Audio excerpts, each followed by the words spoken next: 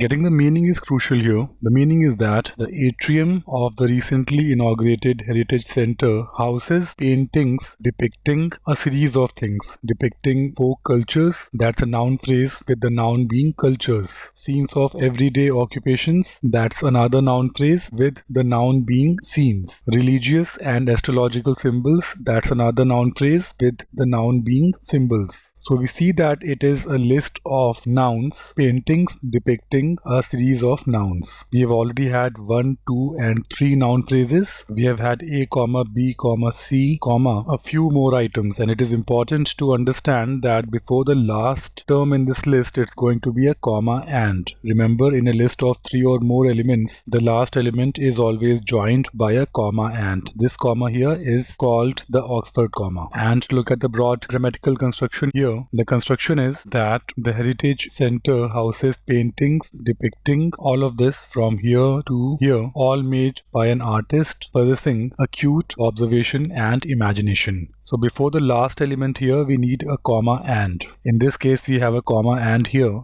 In this case, we do.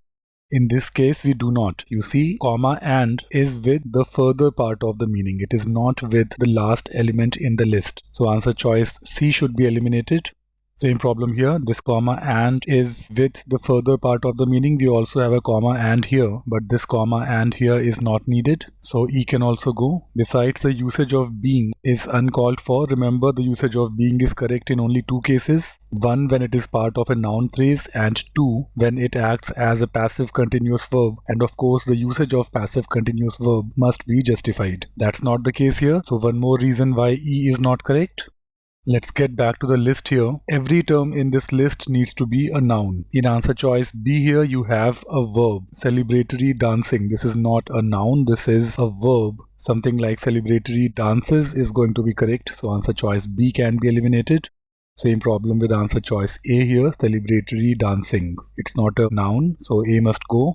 Another interesting observation regarding choice B is that this and construction here is with this phrase, women sewing, knitting and celebratory dancing. First of all, women celebratory dancing doesn't make sense. Besides, if there were such a phrase, women celebratory dancing, then this term here would become the last term in the list. It would be a list of only 4 elements, A, B, C, and D. In such a case, this phrase would be the last phrase in the list. And in that case, you would not have a comma here, you would have a comma and. So that's another reason why B is not correct. See, in the correct answer choice, you have A, B, C. D is this phrase. It is women sewing and knitting. And then you have comma and E here. So it is a list of 5 elements in this case. A, B, C, D, and E. You see, this is D here. Women sewing and knitting, comma and E. Celebratory dances, another noun phrase. All of this, all the 5 things are being depicted by the paintings. Paintings all made by an artist possessing acute observation and imagination.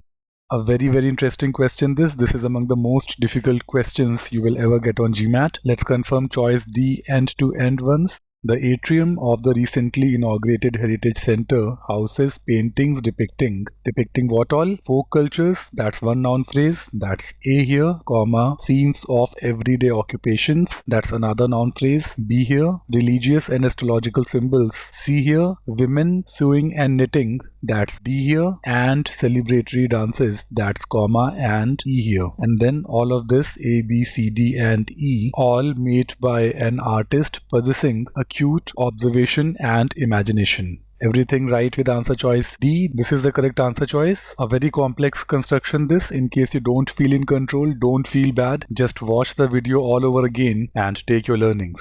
D is the correct answer choice.